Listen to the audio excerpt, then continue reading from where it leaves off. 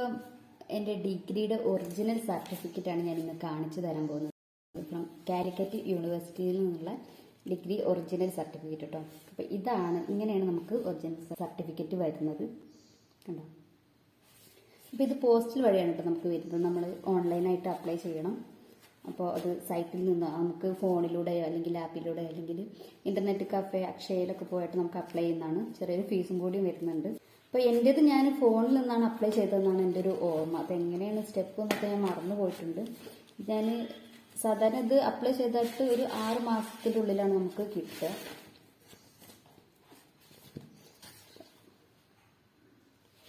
ഇതൊരു ബ്ലാങ്ക് ആയിട്ടുള്ളൊരു സാധനം.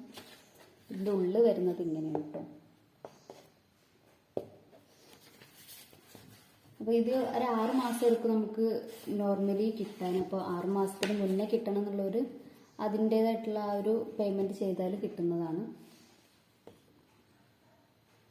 ഇതാണ് ഡിഗ്രിയുടെ ഒറിജിനൽ സർട്ടിഫിക്കറ്റ്. കാലിക്കറ്റ് യൂണിവേഴ്സിറ്റിയുടെ ഡിഗ്രിയുടെ ഒറിജിനൽ സർട്ടിഫിക്കറ്റാണിത്. അപ്പോൾ ഇത് നമ്മൾ പാസ്സായി കഴിഞ്ഞ് 1 വർഷത്തിൻ്റെ ഉള്ളിൽ തന്നെ അപ്ലൈ ചെയ്യാൻ നോക്കാം.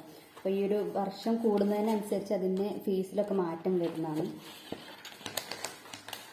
അപ്പോൾ ഞാനിപ്പോൾ ഡിഗ്രി കഴിഞ്ഞൊരു 6 മാസത്തിൻ്റെ ഉള്ളിൽ അങ്ങാണ്ട് അപ്ലൈ ചെയ്തിട്ടുണ്ട്.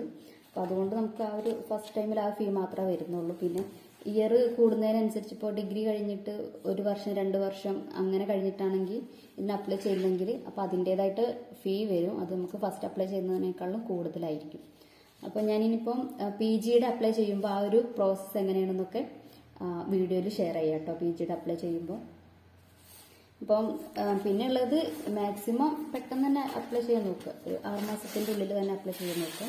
ഇനിയിപ്പോൾ 6 മാസത്തിന് മുന്നേ കിട്ടണം എന്നുള്ളവർക്ക് അങ്ങനെ സ്പീഡ് പോസ്റ്റ് ആയിട്ടുള്ള അതിനും ഓപ്ഷൻസ് അവൈലബിൾ ആണ്. അപ്പോൾ ഓക്കെ, ബൈ.